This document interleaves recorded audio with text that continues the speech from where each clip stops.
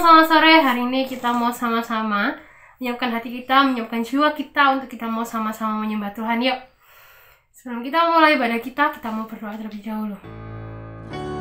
Kami mengucap syukur Tuhan buat hari ini. Terima kasih buat penyertaan Tuhan setiap kami, Bapa. Suatu anugerah Tuhan bahwa kami boleh beribadah hari ini, Tuhan. Dan sore hari ini kita mau mengangkat pujian kita mau mengangkat penyembahan kita, Tuhan. Dan biarlah itu semua hanya untuk kemuliaan nama Tuhan. Yuk sama-sama kita mau katakan, Bapa-Ku datang.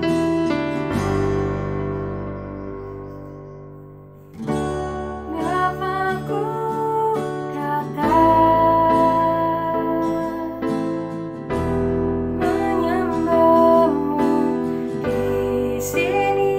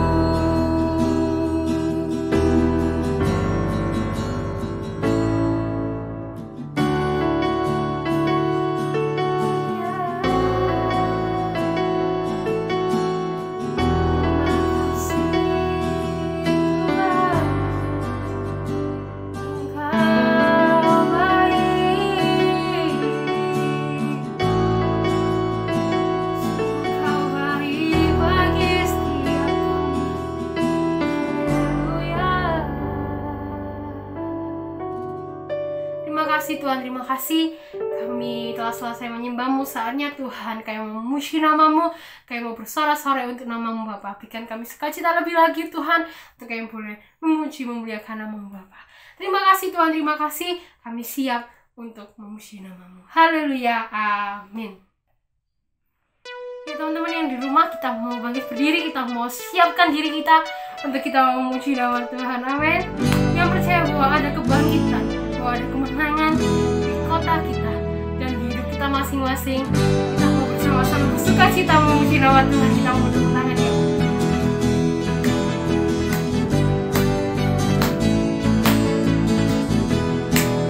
Katakan sama-sama.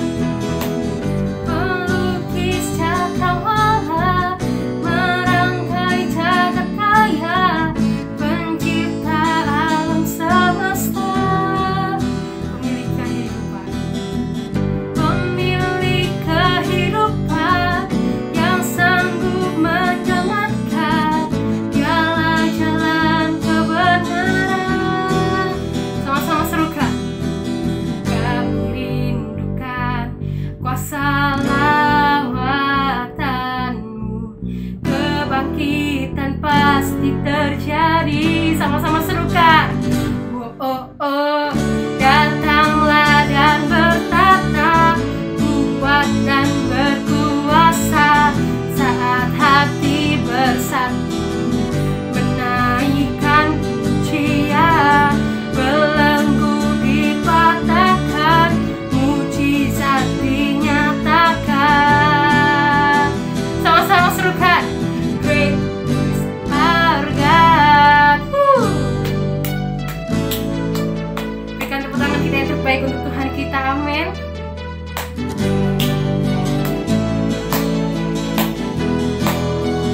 Katakan sama-sama. Pemilik kehidupan dan sanggup menyelamatkan, Dialah jalan kebenaran. Serukan sama-sama. Kami rindukan kuasa lawatan, kebangkitan pasti terjadi. Oh, oh, oh. Datanglah dan bertata, kuat dan berkuasa, saat hati bersatu, menaikkan pujian, belenggu dipatahkan, mujizat dinyatakan. Serukan. Great is our God. Engkau Allah kami Tuhan. Kami percaya bahwa ada kemenangan di kota kami, ada kemenangan di bangsa kami, amin. Kita mau berikan tepuk tangan kita yang terbaik untuk Tuhan kita.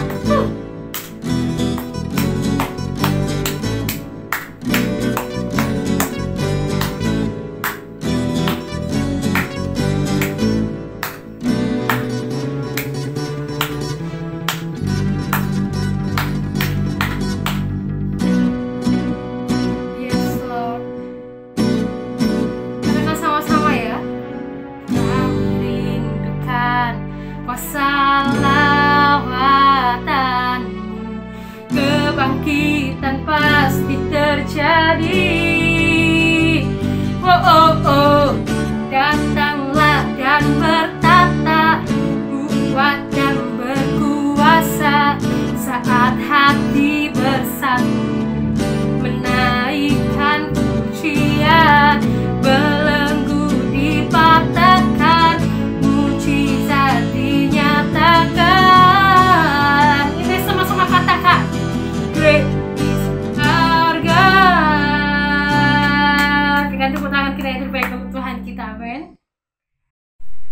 Oke, saatnya kita mau mendengarkan firman Tuhan, dan kita mau menyiapkan hati kita mau menyiapkan diri kita untuk kita mau diberi firman Tuhan, dan biarlah firman itu boleh bertumbuh di dalam kehidupan kita. Sebelum itu kita mau nyanyikan lagu ini, Arti Kehadiran.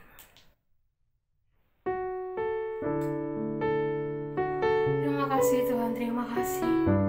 Arti kehadiran-Mu sungguh berarti untuk setiap kehidupan kami, Bapa. Thank you Lord, thank you Jesus.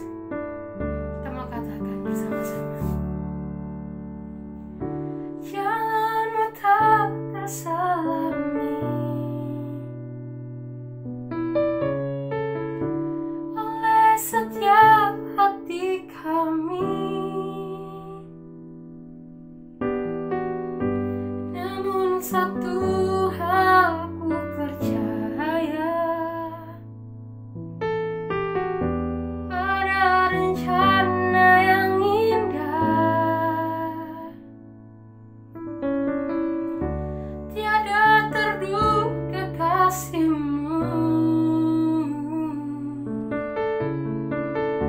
Heran dan besar bagiku arti kehadiran-Mu selalu nyata di dalam hidupku. Penyertaan-Mu sempurna, rancangan-Mu penuh damai, aman dan sejahtera walau di tengah badai. Ingin ku selalu bersama, rasakan keindahan arti kehadiran-Mu Tuhan.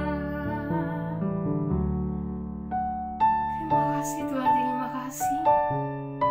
Kau sungguh baik Tuhan untuk setiap kami Bapa.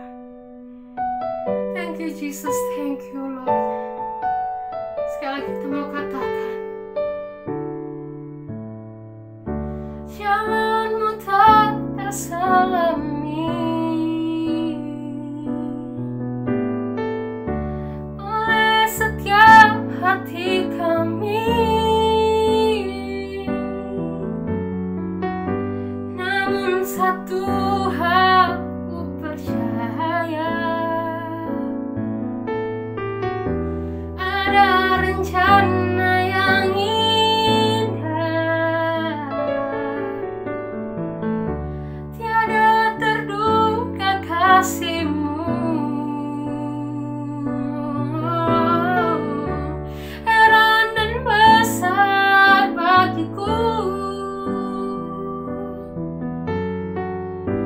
arti kehadiran-Mu selalu nyata di dalam hidupku. Penyertaan-Mu sempurna, rancangan-Mu penuh damai, aman dan sejahtera walau di tengah badai. Ingin ku selalu bersama, rasakan keindahan arti kehadiran-Mu Tuhan. Terima kasih Tuhan, terima kasih Bapa. Penyertaan-Mu ajaib untuk setiap kami Tuhan.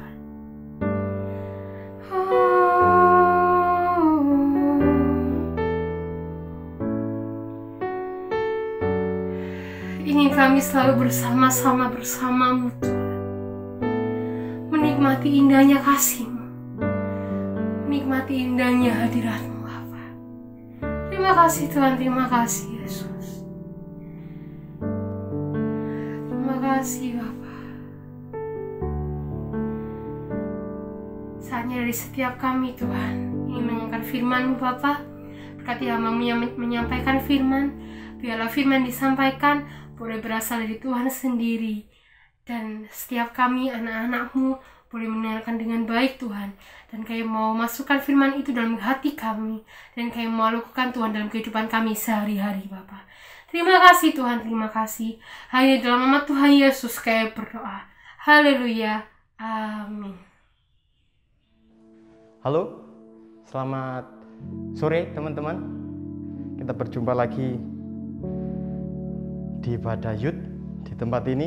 Ya, berhubung karena masih PPKM darurat diperpanjang, jadi kita bertemunya lewat virtual saja. Ya, sebelum kita akan belajar firman Tuhan, saya mengajak kalian, kita semua untuk berdoa bersama-sama. Mari kita berdoa. Kami berterima kasih, kami bersyukur Tuhan, sebentar kami akan mendengarkan firman-Mu. Biarlah firman-Mu boleh tertanam dan dimeteraikan dalam hati dan pikiran kami. Dan biarlah kami boleh mendengar firman-Mu dengan sungguh-sungguh tanpa adanya gangguan apapun Bapa. Terima kasih, dalam nama Yesus yang berdoa, haleluya, amin. Oke ya teman-teman, jadi masih dalam pokok tema bulanan Allah sedang bekerja, Tuhan sedang bekerja. Di minggu yang keempat ini kita akan belajar Tuhan bekerja melalui jalannya gitu. Kalau minggu lalu dibahas tentang Tuhan bekerja melalui kehendaknya, di minggu yang sekarang ini Tuhan bekerja melalui jalannya. Jalan Tuhan, bukan jalan kita. Gitu. Sebab mari kita baca dulu ayatnya di Yesaya 55. Yesaya 55 ayat yang ke-8 sampai yang ke-9. Yesaya 55 ayat ke-8 sampai yang ke-9. Saya bacakan.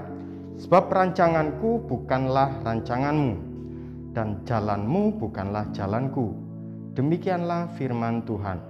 Seperti tingginya langit dari bumi, demikianlah tingginya jalanku dari jalanmu, dan rancanganku dari rancanganmu. Yesaya 55 ayat 8 sampai 9. Ya, teman-teman, kita belajar hari ini berbicara tentang Tuhan bekerja melalui jalannya. Gitu. Beberapa waktu minggu lalu dikatakan Tuhan bekerja melalui rancangannya, rencananya. Tuhan bekerja melalui kehendaknya. Gitu. Kemudian Tuhan bekerja melalui tujuannya. Hari ini kita bahas sama-sama Tuhan bekerja melalui jalannya. Kenapa saya katakan Tuhan bekerja melalui jalannya? Karena jalan itu sesuatu yang penting, teman-teman. Gitu.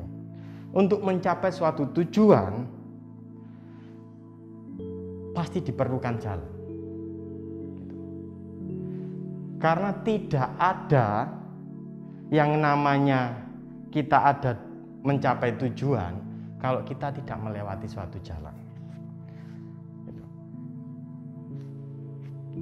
Karena tanpa melewati jalan kita juga gak akan sampai pada tujuan.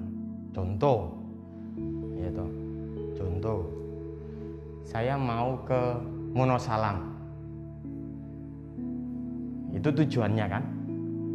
Nah, jalan yang dilalui lewat mana? Lewat Cukir atau lewat Peterongan? Gitu.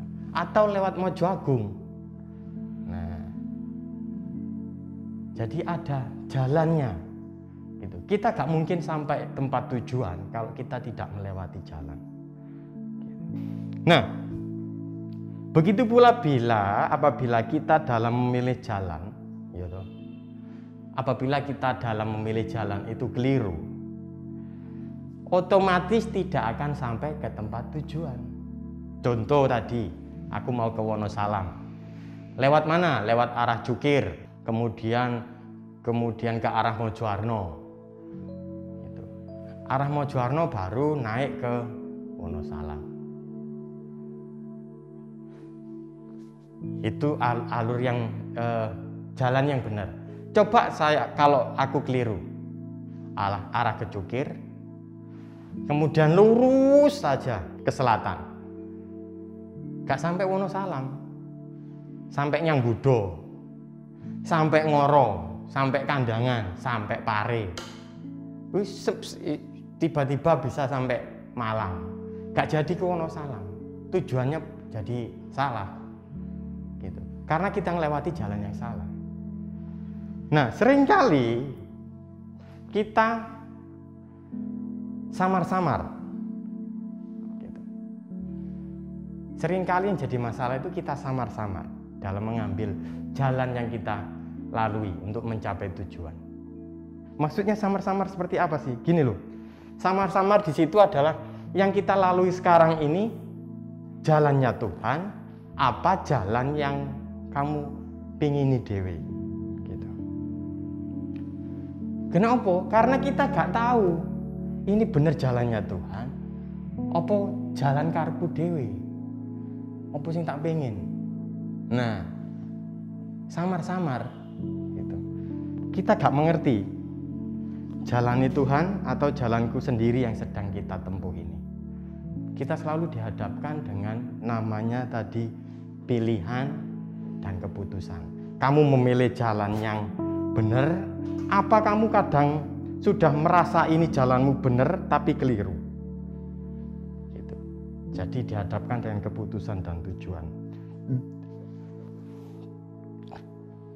Dan kalau kita sudah memilih dan memutuskan jalan mana yang kita tempuh, itu pasti istilahnya apa ya?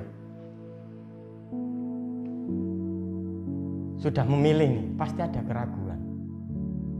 Bener gak ini? Bener gak? Contoh, kalau mau pergi ke Wonosalam pakai Google Map, pasti setengah ragu-ragu gitu. Kayak pengalaman saya pribadi kemarin waktu saya mau pergi ke daerah Peterongan, saya mengandalkan Google Map. Yang terjadi adalah saya nyasar, saya tujuannya pengen ke satu tempat gitu ya. Saya klik, saya ketik, kemudian saya klik, saya ikuti Google Map, katakan belok kiri, belok kanan, belok kiri, belok kanan. Ternyata ketika saya sudah hampir sampai di tempat tujuan, ternyata bukan itu. Saya tiba di asrama putri di pondok pesantren Darul Ulum. Makanya jalannya makin sempit, makin sempit, makin sempit, meragukan. Saya pribadi sudah memilih untuk mengikuti jalannya Google Map, tapi keliru.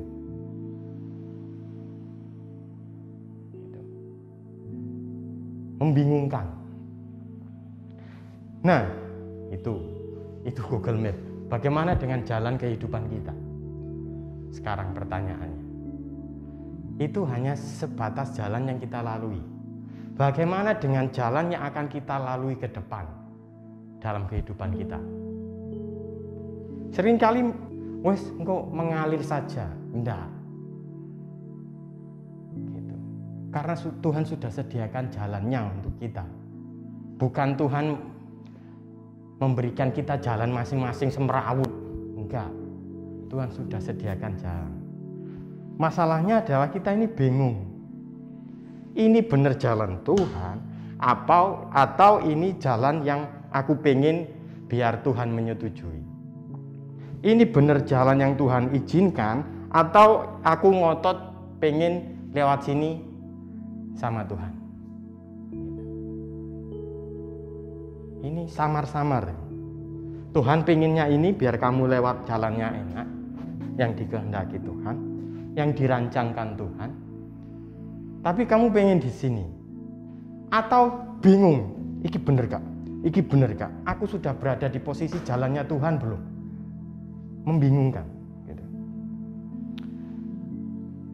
Pertanyaannya, alasannya kenapa kita bingung?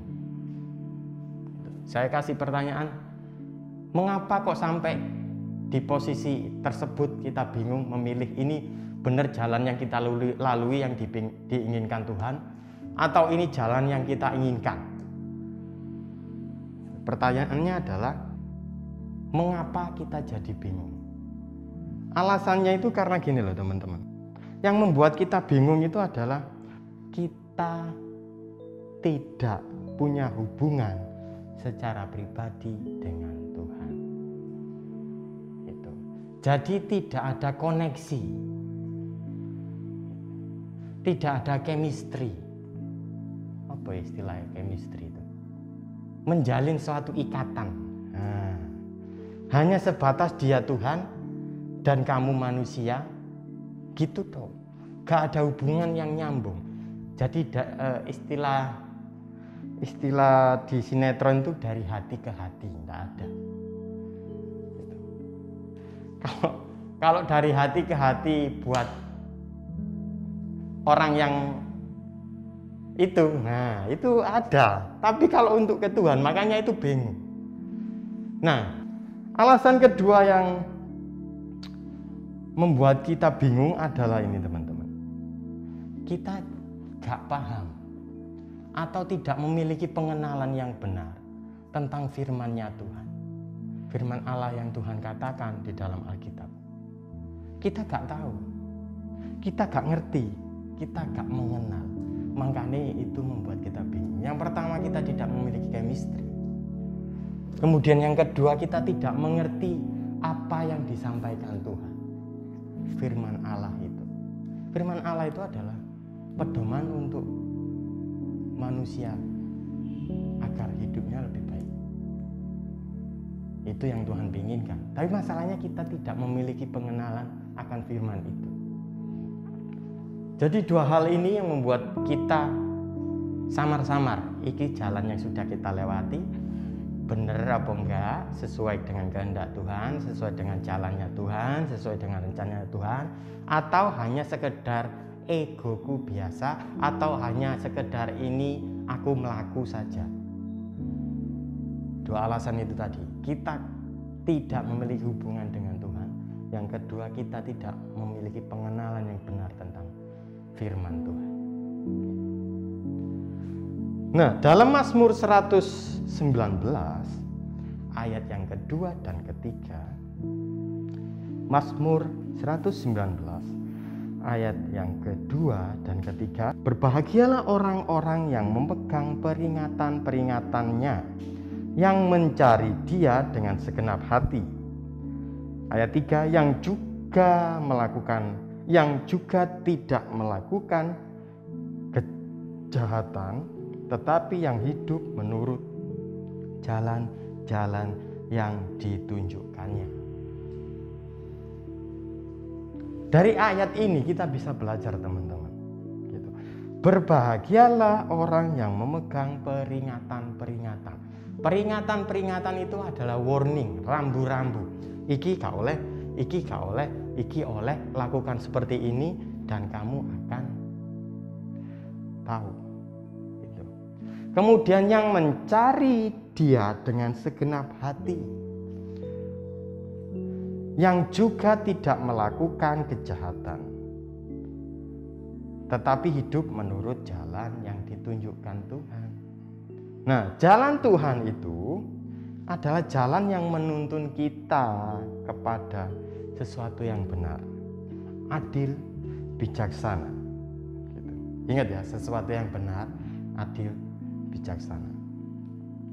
Dan yang tepat, terlebih lagi jalan Tuhan itu jalan yang berkenan kepada Tuhan. Gitu. Ingat, dikatakan di situ yang juga tidak melakukan kejahatan. Jadi di dalam jalan Tuhan, apa yang kita lakukan tidak membawa kita pada kejahatan. Istilahnya bukan kejahatan membunuh, tidak membawa kita pada dosa. Wes paling gampang gitu. Jalan Tuhan katakan kamu kerjakan segala sesuatu itu dengan baik dan benar. Dalam sekolah gak usah nyontek, hasil usahamu sendiri gitu. Tetapi jalan yang kamu pingin ini gak usah belajar lah, engko nang sekolahan nyontek seiso. Ingat, jalan Tuhan tidak membawa kalian pada dosa gitu. Nah, kalau kita tidak berjalan dalam jalannya Tuhan, itu yang membuat kita berdosa. Oke. Jadi dari ayat ini kita bisa mengerti,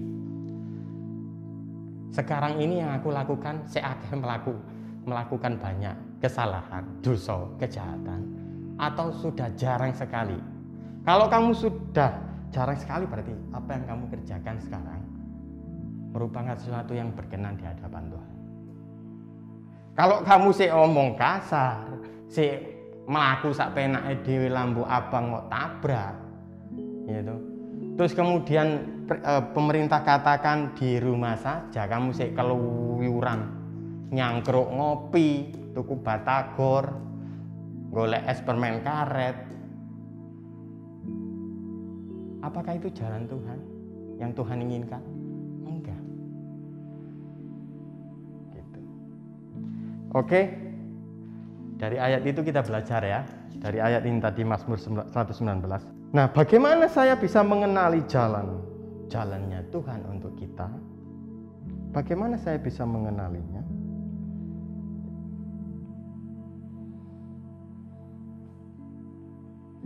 Kita bisa mengenali jalan Tuhan itu sesuatu yang menjadi tugas kita. Jadi kita terus mencari.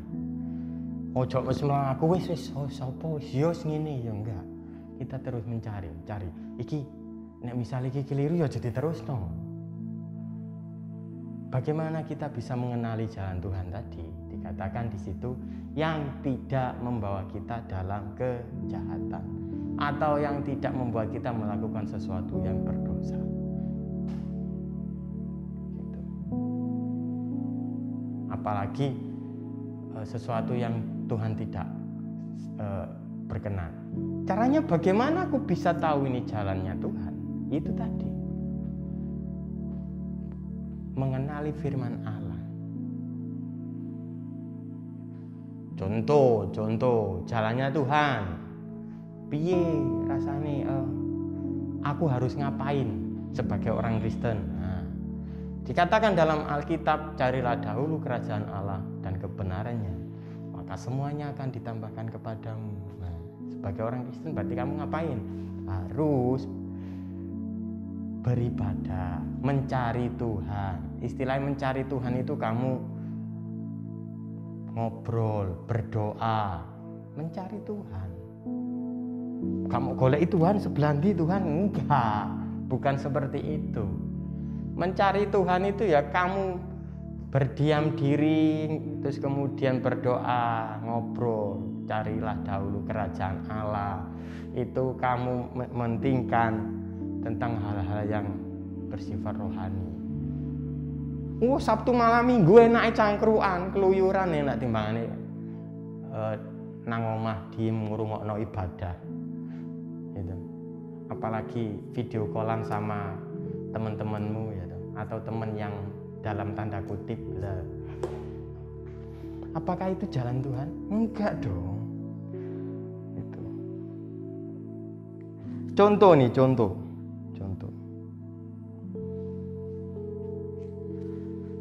Daud itu orang yang dikatakan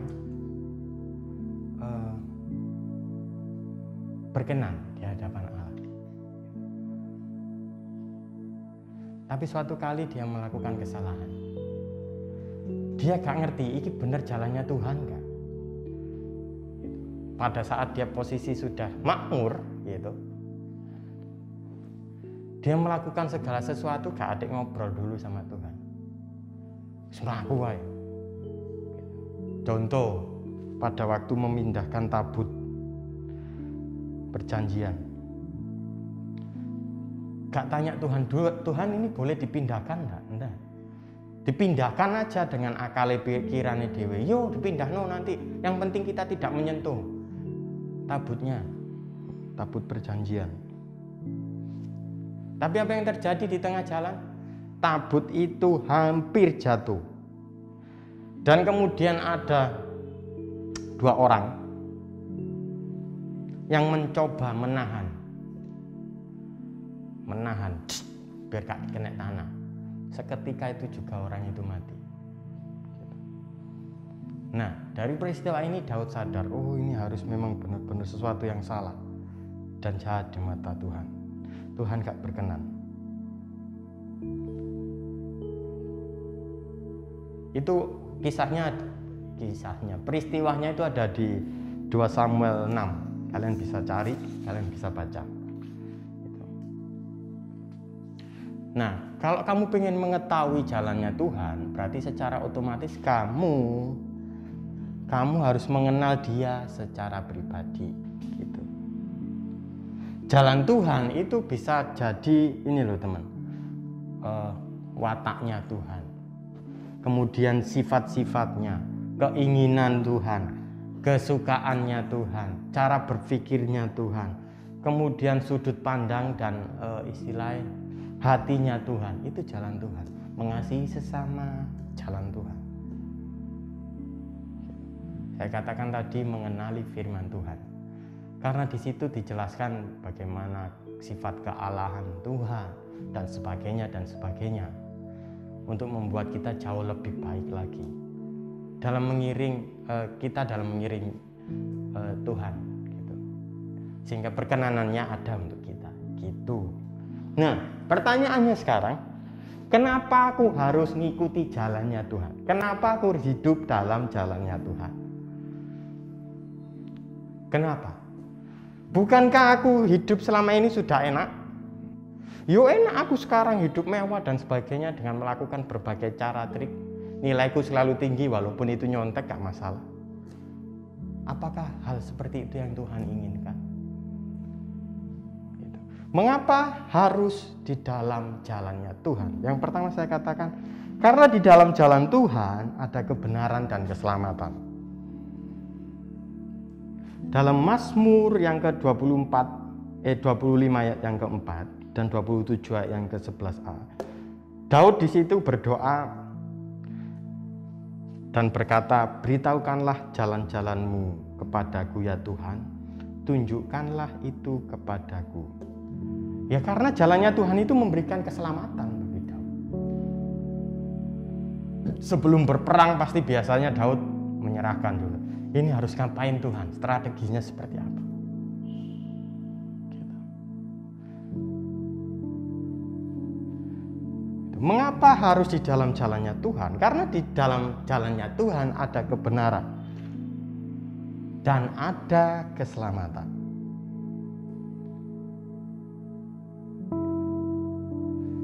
Dalam Alkitab dikatakan, akulah jalan kebenaran dan hidup. Tidak ada seorang pun yang datang kepada Bapa kalau tidak melalui aku. Jadi kalau kamu mau hidupmu sakarepmu dewe, ya toh, berarti kamu Kristen KTP. Siku ae. Karena kalau orang hidup, itu pasti pengen hidup di dalam jalannya Tuhan. Kalau orang itu benar-benar pengen mengikuti Tuhan, loh ya. Seperti yang saya firmankan 2 minggu lalu mengenai tujuan hidup kita. Orang itu benar-benar sadar, loh ya. Nah, mengapa harus hidup di dalam jalannya Tuhan? Saya katakan yang pertama tadi, karena di dalam jalan Tuhan ada kebenaran dan keselamatan. Yang kedua, di dalam jalan Tuhan, itu karena di dalam jalan Tuhan kita pasti disertai. Oke. Kata disertai itu berarti jauh lebih baik daripada cuma dipantau. Paham nggak? Kata disertai sama dipantau atau cuma dilihat. Kalau disertai berarti Tuhan ada di sisimu. Kalau cuma sekedar dilihat, dari jauh pun bisa. Kamu ciblok, kamu merasakan kesepian dan sebagainya, ya cuma disawang tok. Apakah kamu mau cuma dilihat?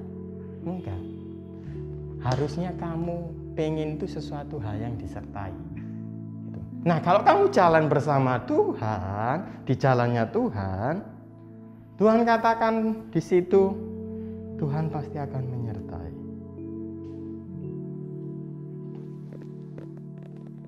Dalam Yesaya tadi 55, itu Yesaya 55 ayat 8 tadi dikatakan, demikianlah tingginya jalanku dari jalanmu dan rancanganku dari rancanganmu.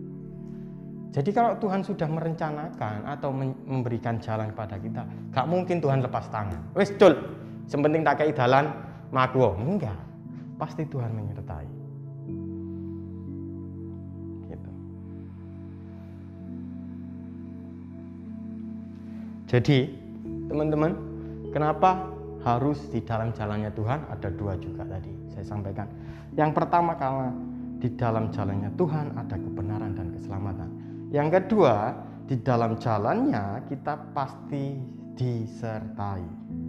Karena Tuhan berjalan bersama-sama dengan kita.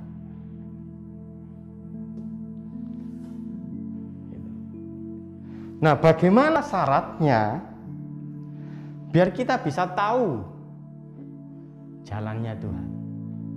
Yang pertama, rendah hati. Lawan kata dari rendah hati adalah sombong. Nah, Tuhan membenci orang yang congkak. Congkak itu sombong bisa juga. Sombong itu berarti mengandalkan kekuatan sendiri, gitu.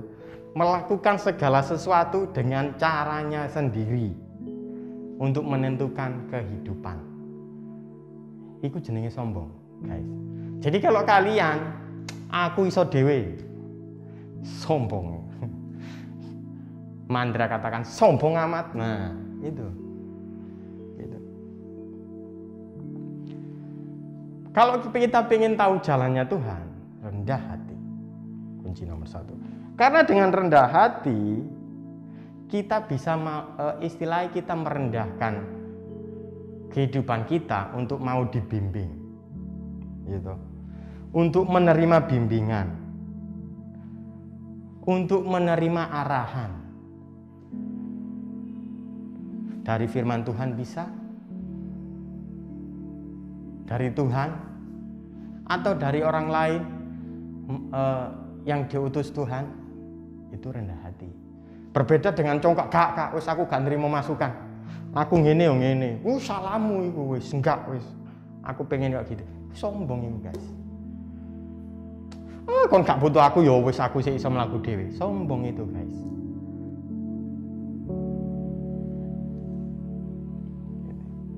Pertanyaannya sekarang ini, sudahkah kita rendah hati untuk siap dibimbing dan diarahkan sama Tuhan? Kalian jawab sendiri-sendiri, biar dikira saya gak asal ngomong, asal jeblak cocoke gitu. Jadi biar lebih rohani, di bagian yang rendah hati tadi ayatnya di Mazmur 25 ayat 9. Ia membimbing orang-orang yang rendah hati menurut hukum, dan ia mengajarkan jalannya kepada orang-orang yang rendah hati. Nah, jadi kalau kamu gak mau rendah hati, otomatis gitu, kamu gak iso dibimbing. Karena kamu sih melakukan dengan caramu, tidak bersedia diarahkan. Gitu. Nah, yang kedua, syaratnya adalah takut akan Tuhan.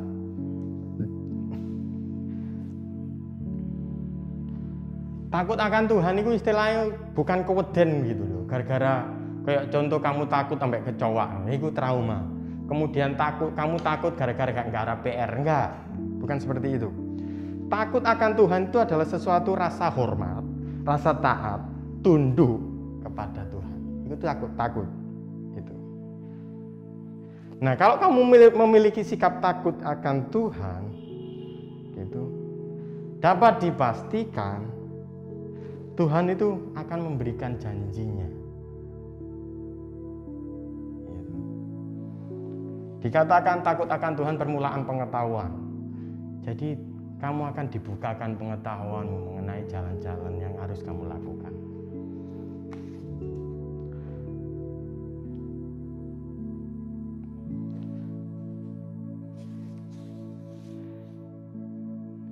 Ayatnya di Mazmur 25. Oke. Nah, biar lebih rohani, saya bacakan ayatnya. Di Mazmur 25 ayat yang ke-12 dan 14. Siapakah orang yang takut akan Tuhan? Kepadanya Tuhan menunjukkan jalan yang harus dipilih. Orang itu sendiri akan menetap dalam kebahagiaan, dan anak cucunya akan mewarisi bumi. Tuhan bergaul karib dengan orang yang takut akan Dia, dan perjanjiannya diberitahukannya kepadanya. Nah, kalau kita takut akan Tuhan, di situ dikatakan orang itu akan hidup dalam kebahagiaan. Kemudian dikatakan akan mewarisi bumi. Terus Tuhan itu bergaul arif, koncoplek. Jadi gak ada jarak. Kalau sudah koncoplek, chemistry-nya dapat, itu kamu cuma Tuhan. Oh iya, kamu tak kasih. Nah, enak toh. Ojo sampai kamu Tuhan gulung koming, tapi karena kamu gak koncoplek, Tuhan gak bergaul karib denganmu. Ya cuma disawang tok lah.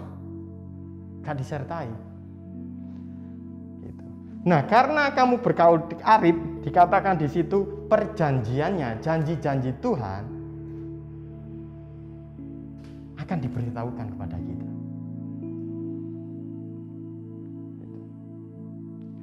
Jadi teman-teman, bersediakah kita hidup di dalam jalan Tuhan?